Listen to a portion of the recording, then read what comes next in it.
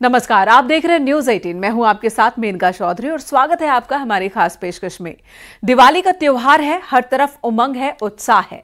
केदारनाथ और बद्रीनाथ के धामों में भी दिवाली की खूब रौनक दिखाई दे रही है। हर साल दिवाली के मौके पर यहां पर भक्तों की भारी भीड़ उमड़ती है। इस बार भी ऐसा ही माहौल है।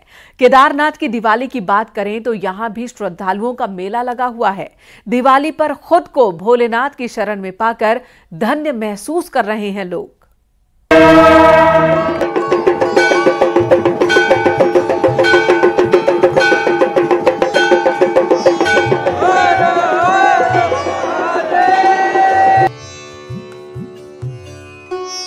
जिस कैलाश पर्वत पर भोलेनाथ का वास है, जहां कण कण पर भगवान शिव विराजमान हैं, पंच केदार में से केदारनाथ की महिमा सबसे अनूठी है। देश दुनिया में भोलेनाथ के असंख्य भक्त हैं और जब केदारनाथ के कपाट खुले रहते हैं तो यहां श्रद्धालुओं का मेला लगा रहता है। गौरीकुंड से 16 किलोमीटर की पैदल यात्रा करने के बाद केदारनाथ पहुंचते हैं। मंदाकिनी नदी के किनारे केदारनाथ धाम है। हर साल की तरह इस बार की दिवाली में भी यहां पर काफी रौनक है। पूरी केदार घाटी शिव के रंग में रंग चुकी है। भाई दूज के दिन केदारनाथ धाम के कपाट बंद हो जाएंगे। दिवाली के खास मौके पर श्रद्धालुओं का आना लगातार चल रहा है।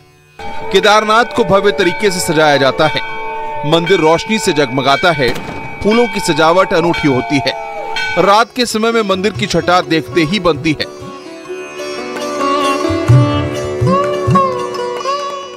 माना जाता है कि यहाँ रोम रोम पर भगवान का वास होता है।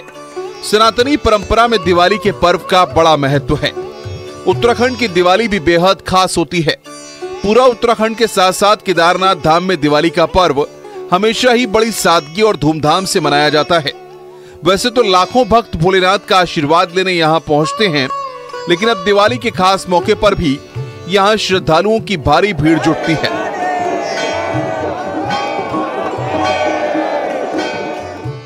पूरी केदार घाटी भोले शंकर के जयकारों के साथ गूंजती है। रंग बिरंगी लाइटों से केदारनाथ धाम सजता है। दिए जगमगाते हैं। मिलिट्री बैंड बाबा को सलामी देता है।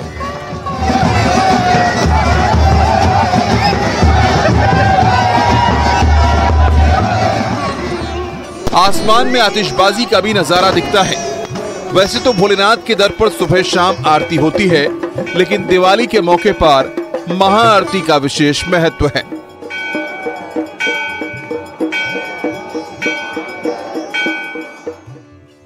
कहते हैं कि कोई भी पूजा, यज्ञ, हवन आरती के बिना अधूरा है। मान्यता है कि चारों धामों में जाकर आरती में शामिल होने का सौभाग्य जिस इंसान को मिलता है, उसकी सभी भूलें माफ हो जाती हैं। चाहे बद्रीनाथ की बात करें या केदारनाथ की बात करें, आरती का मतलब होता है कि जब मनुष्य आर्त होकर के भक्ति भावना से युक्त होकर के भगवान की शरण में जाता है। और वैसे तो भक्त की भावना ऐसी होती है कि जो है मेरे जो सारे भगवान के सारे जो दुख हैं उनको मैं ले लूं। आरती का मतलब असली तो ये होता है, जैसे कि कोई किसी माता बच्चे की जो है आरती उतारती है और कहती है कि सारे दुख मैं इसके ले लो। वैसे ही भक्त की भावना भी होती है कि भगवान के सारे दुख हम ले लें, लेकिन आरती का असली दूसरा मतलब ये भी होता है कि सारे दुखों को, पापों को दूर करने के लिए भगवान की आरती की जाती है। आरती का तो महत्व सभी जगह, बद्री विशाल जी में भी है, केदारनाथ जी में भी, हरिद्वार में भी है, काशी में भी है। संध्याकालीन भगवान की शयन आरती होती है, उसका लोग आनंद लेते हैं भगवान की शयन आरती का। और किसी भी तीर्थ में जाएं, किसी भी धाम में जाएं तो वहाँ आरती का तो आनंद सभी लेते हैं। बनारस में जाएंगे, काशी में जाएंगे, वहाँ भी दशाश्वमेध घाट में आरतियाँ होती हैं। उसी तरह भगवान श्री केदारनाथ जी की भी शाम को शयनकालीन शयन आरती होती है। सारे भक्त लोग उसका आनंद लेते हैं। आप देख सकते हैं कि केदारनाथ धाम में आरती में शामिल होने आए ये तमाम श्रद्धालु इस अहम पल के साक्षी बनने के लिए लंबी दूरी तय करके यहाँ पर पहुंचे हुए हैं। पंच केदार में से केदारनाथ धाम में भगवान शिव के बैल रूपी अवतार के पीठ की पूजा होती है। एक चट्टान की शिला के रूप में केदारनाथ मंदिर के गर्भगृह में शिला मौजूद है। कहते हैं यहाँ आकर दर्शन करना हर सनातनी की कामना होती है। संध्या आरती के गवाह बने श्रद्धालु इस पल के साक्षी बन खुशी से भावुक हो जाते हैं। शमशानी स्वाहा क्रीडा स्मरहर पिशासा सहचरा चिता भस्म अलेपा सृग करोटि परिकरा अमंगल्यम शीलम तब भवतु नामेवमखिलम तथापि स्म स्त्रीणाम वरद परमं मंगलमसि। भगवान भोलेनाथ की इसीलिए आरती गाई जाती है कि वो सभी अमंगलों को दूर करने वाले हैं, पाप नाशक हैं, शमशान में रहने वाले हैं। अनेक जो संसार के अमंगल हैं जिनको लोग जो है नहीं अपनाते हैं, उनको भगवान भोलेनाथ अपनाते हैं और सभी का कल्याण करते रहते हैं। उनको कोई भी थोड़ा सा गंगा जल पत्र पुष्प अर्पण करता है तो वो सभी का कल्याण करते हैं। इसीलिए वो जो है एकांतवासी हैं और वहां पर भगवान भी ये दुनिया को ये ज्ञान देते हैं, भक्तों को, मनुष्यों को ये ज्ञान देते हैं कि बिना तप किए हुए जीवन में कुछ भी नहीं होता है। अर्थात मनुष्य को प्रभु के भक्ति तप करते रहना चाहिए। ब्रह्म कमल को भगवान ब्रह्मा का रूप माना गया है। मान्यता है कि भोलेनाथ ने ब्रह्म कमल से जल छिड़ककर गणेश जी को पुनर्जीवित किया था, इसलिए इस फूल को जीवनदायी माना जाता है। कहा जाता है कि अगर महादेव को ब्रह्म कमल चढ़ाते हैं तो इसका इंसान के जीवन में सकारात्मक प्रभाव पड़ता है। स्थान स्थान का महत्व होता है। वहां पर ब्रह्मा जी के द्वारा चढ़ाए गए एक ब्रह्म कमल पुष्प होते हैं, इसलिए वहाँ की ये महत्ता है कि वहाँ पर जो ब्रह्म कमल पैदा होते हैं वो भगवान को अर्पण करने से जो है वो सारे अमंगल दूर हो जाते हैं। वन मालाएं भी वहाँ पर भगवान को चढ़ाई जाते हैं, ब्रह्म कमल भी चढ़ाए जाते हैं और जो पवित्र और पाप नाशक हैं, सभी तरह से सुख समृद्धि भुक्ति मुक्ति के दाता हैं, इसलिए ब्रह्म कमल वहाँ पर भगवान भोलेनाथ को चढ़ाया। बहुत अद्भुत जो नज़ारा है, अद्भुत वर्णन है, वर्णन भी नहीं कर सकते। आज भोले के दरबार में, शिव जी के दरबार में आज हम सब मित्र परिवार के साथ इधर आए और सब ये जो माहौल देख के भक्तिमय, आनंदमय, हर्षोल्लास के साथ जो इतनी पब्लिक है, जो आनंद के साथ जो आरती करती है, वो आनंद आप उसका कोई मोल ही नहीं लगा सकते। जय केदार। दीपावली के दिन भगवान केदारनाथ, माता पार्वती, लक्ष्मी नारायण के साथ ही गणेश भगवान की पूजा होती है। भाई दूज के मौके पर शीतकाल के लिए भगवान केदारनाथ धाम के कपाट बंद किए जाते हैं, लेकिन भाई दूज पर ही ऐसा क्यों होता है, इसके पीछे भी अलग मान्यता है। केदारनाथ धाम के कपाट बंद होने की मान्यता महाभारत और पांडवों से जुड़ी है। कहा जाता है कि द्वापर युग में महाभारत के युद्ध के बाद पांडवों पर अपने भाइयों की हत्या का दोष लगा। भगवान श्री कृष्ण ने भोलेनाथ से माफी मांगने का सुझाव दिया, जिसके बाद पांडव द्रौपदी के साथ हिमालय दर्शन के लिए गए। भोलेनाथ ने नदी का रूप धारण किया और बाद में पांडवों को पाप मुक्त कर दिया। पांडवों ने केदारनाथ में भगवान शिव के मंदिर का निर्माण कराया था। मान्यता है कि भाई दूज दिवाली का आखिरी पर्व है और इसके बाद ठंड भी बढ़ जाती है, जिससे हिमालय क्षेत्र में रहना संभव नहीं है। इसलिए भाई दूज पर केदारनाथ मंदिर के कपाट बंद कर दिए जाते हैं। केदारनाथ मंदिर का निर्माण बड़े बड़े पत्थरों, चट्टानों और शिलाखंडों से किया गया है। ये पवित्र धाम समुद्र तल से 22,000 फीट की ऊंचाई पर है।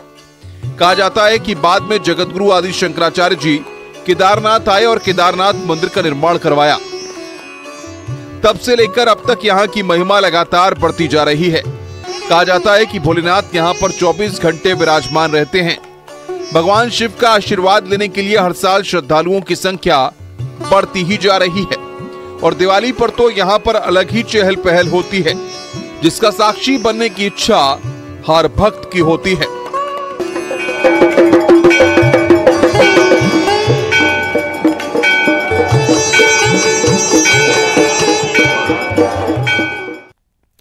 धरती के बैकुंठ भगवान बद्रीनाथ के दरबार में भी दिवाली पर देश के कोने कोने से श्रद्धालु पहुंचते हैं। यहां भी दिव्य और भव्य दिवाली जैसा नजारा दिखता है। दिवाली के खास मौके पर भगवान विष्णु, लक्ष्मी जी और कुबेर जी की विशेष पूजा होती है। श्रद्धालु बद्री विशाल के दर पर सुख समृद्धि की कामना लेकर आशीर्वाद लेने आते हैं।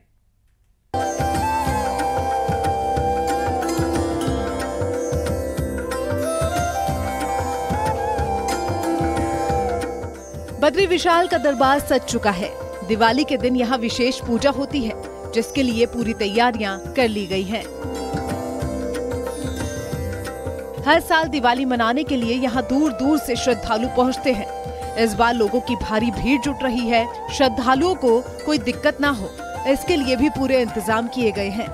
भगवान बद्री विशाल के धाम को हर साल कई क्विंटल फूलों से सजाया जाता है। दिवाली के दिन यहाँ पर घी के दिए प्रज्वलित किए जाते हैं, जिसकी अलग ही चमक दिखाई देती है। बर्फीली वादियों में आकर ऐसी अनुभूति होती है कि जैसे स्वर्ग में आ गए हों। नर नारायण पर्वत के बीच में बैठे हुए हैं भगवान श्री हरि। हर तरफ आस्था का सैलाब तैर रहा है। ऐसी दिव्य और अलौकिक दिवाली है बद्रीनाथ के धाम की। इसे धरती का बैकुंठ माना जाता है, जहां नारायण के साथ कुबेर के साथ महालक्ष्मी का दरबार भी सजा है।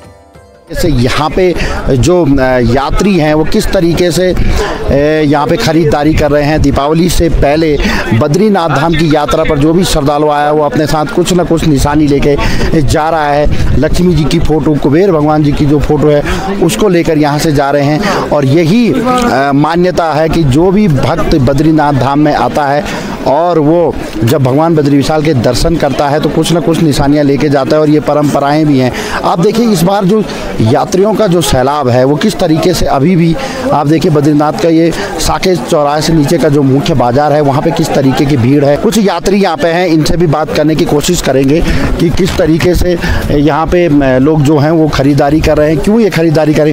भैया इधर आइए, क्या नाम है आपका? मेरा नाम विश्वजीत मंडल है। कहाँ से आए आप? हम दिल्ली से आए। ये खरीदारी आप कर रहे हैं कि यहाँ पे क्या निशानी लेके जा रहे हैं भगवान नार? भगवान को यादें और कुछ यहाँ का जो वातावरण है ये सब लेके जा रहा हूँ। और पूरा भगवान को आरती किया, दर्शन किया, कल आज भी किया थोड़ा। आप दीपावली से पहले यहाँ पे आए हैं दर्शनों के लिए, तो कैसा लग रहा है दीपावली से पहले आपने नार? बहुत अच्छा लग रहा है, क्योंकि कल भी हम आके दर्शन किया। कल थोड़ा बर्फबारी भी हुआ था और थोड़ा देखने भी मजा आया। रात को थोड़ा ठंड ज़्यादा पड़ गया था, लेकिन सब कुछ ठीक ठाक है। तो देखिए किस तरीके से यात्रियों में भी उत्साह है और जो खरीदारी भी लोग करते हैं बद्रीनाथ धाम की कुछ न कुछ निशानियां लेके यहाँ से चले जाते हैं। भैया क्या नाम है आपका? मेरा नाम संजय जाना जी। कहाँ से आए आप? मैं दिल्ली से आया हूँ। अच्छा, तो आपने भगवान बद्री विशाल के दर्शन कर लिए। दीपावली से पहले यहाँ पे किस तरीके के दर्शन हुए इस बार? बढ़िया से दर्शन कर लिया जी। क्या प्रार्थना की भगवान नारायण से? भगवान को प्रार्थना किया सारे सुख रहे जी। तो देखा आपने किस तरीके से जो नारायण के धाम में लोग आते हैं वो कुछ न कुछ सुख समृद्धि की प्रार्थना करने के लिए यहाँ पे आते हैं। और माना ये भी जाता है कि जो भी भक्त सच्चे मन से भगवान बद्री विशाल के दर्शनों के लिए आता है उसके सारे मनोकामनाएं पूर्ण होती हैं। महालक्ष्मी जी की पूजा बद्री विशाल में विशेष तौर पर होती है। मान्यता है कि जब भगवान बद्री विशाल ने सतयुग में यहाँ तपस्या की थी तो भगवान को तपस्या में कुछ बाधाएं आ रही थी। महालक्ष्मी जी जब उन्हें ढूंढने निकली तब उन्होंने देखा कि भगवान तपस्या में लीन हैं, तो वो भगवान बद्री विशाल के लिए बेर का पेड़ बन गई। जब तक नारायण तपस्या कर रहे थे तब तक माँ लक्ष्मी ने उन्हें पेड़ से छाया देने का काम किया। मौसम की मार में श्री हरि की रक्षा की। जब भगवान अपनी तपस्या से बाहर आए तो उन्होंने देखा कि उनसे ज्यादा तपस्या तो महालक्ष्मी जी ने की है। मान्यता है कि माँ लक्ष्मी यहाँ अष्ट रूप में विराजमान होती है। यहाँ महालक्ष्मी और नारायण की जो प्रतिमा है वो शालिग्राम के रूप में है। इसीलिए जो भी भक्त माँ लक्ष्मी और नारायण भगवान की महिमा को जानता है वो यहाँ दिवाली के दिन जरूर आकर पूजा करके आशीर्वाद लेता है। जिस तरह भगवान बद्री विशाल का अभिषेक होता है वैसे ही महालक्ष्मी जी का अभिषेक भी होता है। महालक्ष्मी जी के लिए चूरन, प्रसाद, हलवा, फल फूल, मिठाई, खील, बताशे का भोग लगता है। बद्री विशाल की दिवाली बड़ी ही विशाल होती है। ऐसे में बद्री विशाल के धाम पर आए श्रद्धालु श्री हरि के साथ माँ लक्ष्मी से सुख समृद्धि का आशीर्वाद लेते हैं। माँ लक्ष्मी के दरबार में अलग ही रौनक दिखाई पड़ती है। मान्यता है कि जो कोई भक्त दिवाली पर यहाँ माँ लक्ष्मी जी की पूजा करता है उसे धन धान्य की कमी नहीं होती। भगवान विष्णु के धाम बद्रीनाथ में 3 दिन की विशेष पूजा का आयोजन होता है, जो धनतेरस से शुरू होकर दिवाली के दिन तक चलता है। इसमें खास तौर पर धन धान्य के देवता कुबेर की विशेष आराधना होती है। कुबेर जी का स्थल है और यहाँ भगवान के खजांची भी कुबेर जी हैं और ये उत्तर दिशा के अधिपति हैं। और यदि सौभाग्य से जिन्हें यहाँ पर लक्ष्मी और कुबेर जी का पूजन करने का सौभाग्य मिलेगा तो उनके यहाँ अवश्य लक्ष्मी जी कृपा करेंगी और कुबेर जी उनके भंडारों को भरेंगे। कुबेर उत्तर के दिक्पाल हैं, ये पूरा का पूरा उत्तर भारत इसके दिक्पाल कुबेर हैं और इसमें कोई दो राय नहीं, धन के स्वामी कुबेर ही हैं। धनद कुबेर का नाम है। धनाध्यक्षाय देवाय नर यानोपशिवने नमो वे राज राजाय कुबेराय महात्मने, ये कुबेर हैं। इन मंत्रों से इनकी पूजा होती है। वस्तुतः त्रेता युग में भगवान राम हुए, रावण इनका भाई है। रावण, कुंभकर्ण, विभीषण ये विश्रवा के बेटे, कैकसी इनकी माँ है और रावण की सौतेली माँ यानी विश्रवा की द्वितीय पत्नी इडविडा यक्षिणी, इससे कुबेर की प्राप्ति हुई और कुबेर बद्रिकाश्रम में विराजमान है। आज भी अलकापुरी, मणिभद्रपुर, माणा ये कुबेर की राजधानी कही जाती है। भगवान बद्रीनारायण के खजांची कुबेर जी की कृपा हर कोई चाहता है। बद्रीनाथ धाम के स्थानीय कारोबारियों पर धन के देवता कुबेर की अनूठी कृपा है। इसीलिए धनतेरस और दिवाली पर कारोबारी यहाँ उनकी विशेष पूजा करते हैं। शास्त्र कहता है, कालिदास के शब्दों में आपको सुनाऊं, गंतव्याते बसतिरलका नाम यक्षेश्वराणाम वायु ध्यान स्थिति हर्षिरा चंद्रिका धौत हरम्या की अलकापुरी जहाँ कभी रात नहीं होती है। कहने के भाव वहाँ पे इतनी बर्फ़ चमक रही है, इतनी बर्फ़ चमक रही है कि रात्रि का आभास ही नहीं होता है। जहाँ से अलकनंदा ये सुंदर सी नदी निकलती है और कुबेर भगवान बद्रीनाथ जी की सेवा में आज भी दिखते हैं। आज भी भगवान बद्रीनाथ जी के साथ इनका नित्य प्रति प्रभात से लेकर सायंकाल, अभिषेक से लेकर शयन आरती तक की पूजाएं होती हैं। और शीतकाल में ये कुबेर गांव वालों के साथ पांडुकेश्वर के कुबेर में जी यहाँ पे हम ही क्या पूरे विश्व के लोग यहाँ पे आते हैं और धनतेरस और दिवाली के दिन तो यहाँ पे अथात रूप में भयंकर भीड़ रहती है, क्योंकि उस दिन जो है पूरे साल के अंदर माता लक्ष्मी के रूप में श्रीमान रावल जी यहाँ पे विराजमान होते हैं और लक्ष्मी जी की पूजा अरदास वगैरह करते हैं, जो विष्णु की धर्मपत्नी मानी जाती माता लक्ष्मी जी। तो उस दिन जो है विष्णु अवतार के रूप में हमारे रावल जी लक्ष्मी माता का रूप लेते हैं और भव्य रूप में यहाँ पे लक्ष्मी जी की पूजा और कुबेर जी की पूजा होती है और देश विदेश से यहाँ पे लोग आते हैं। और इस वर्ष तो पूरा वर्षों का रिकॉर्ड टूटते हुए अथात सीमा में यहाँ पे यात्री आए हैं और मौसम भी बहुत सुहाना है। मान्यता है कि भगवान कुबेर रावण से बचने के लिए उत्तरी दिशा में अलकापुरी में बस गए थे। तभी से ही कुबेर जी की बद्रीनाथ धाम में पूजा होती है। बद्रीनाथ धाम को अंतिम मोक्ष धाम माना गया है। दिवाली के खास अवसर पर बद्री विशाल के परिक्रमा परिसर से लेकर महालक्ष्मी मंदिर तक दिए जलाते हैं। भव्य दीपोत्सव होता है। जल, केसर, चंदन, इत्र से भगवान नारायण का अभिषेक होता है और जो जल यहाँ से श्रद्धालुओं को मिलता है उसे घरों में छिड़कने से सुख समृद्धि बनी रहती है। तो इस बार की दिवाली में भगवान बद्रीनारायण के दर पर आस्था का सैलाब उमड़ पड़ा है। Bureau report, news 18।